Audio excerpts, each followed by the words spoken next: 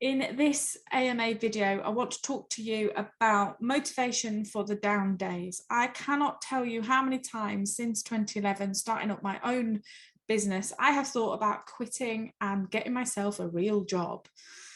Loads. It is hard. It is isolating. It is lonely. And there's only you that keeps yourself motivated.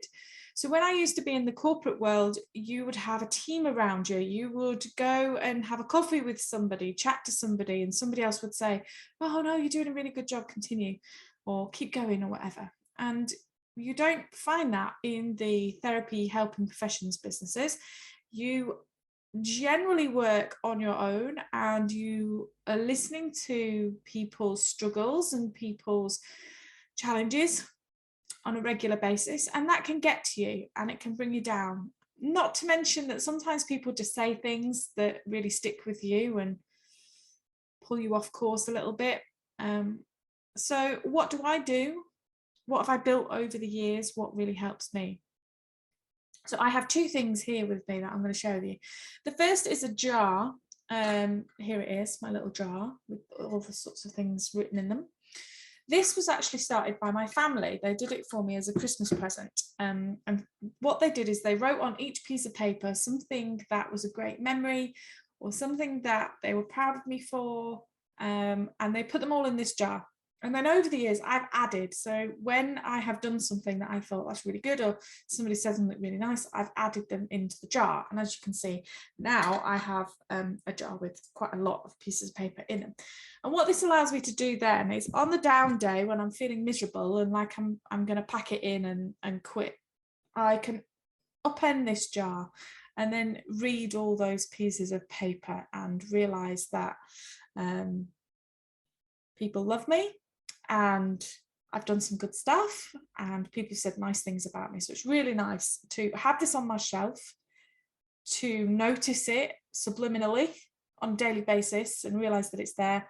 I have it in my office here, and sometimes I upend it and read them and it gives me a good boost. The other thing that I did was a good friend of mine, we were sitting and talking about this, and we said that isn't it a shame because you can't see the reflection that other people see in you. So other people say such lovely things, but you can't see that for yourself and you don't kind of connect with that on a daily basis. So what we did is we decided to do it for each other. So I went and asked her friends and family to tell me a sentence or something that, or a word, how they would describe them, what would they say, and she did the same for me.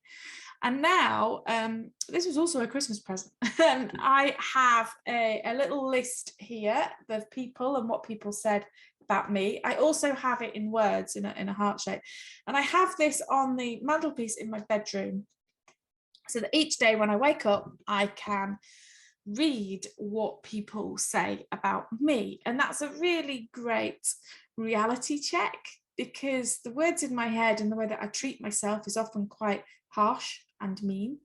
And they say some lovely things. And it kind of reminds me of the reality of me rather than getting lost in my head.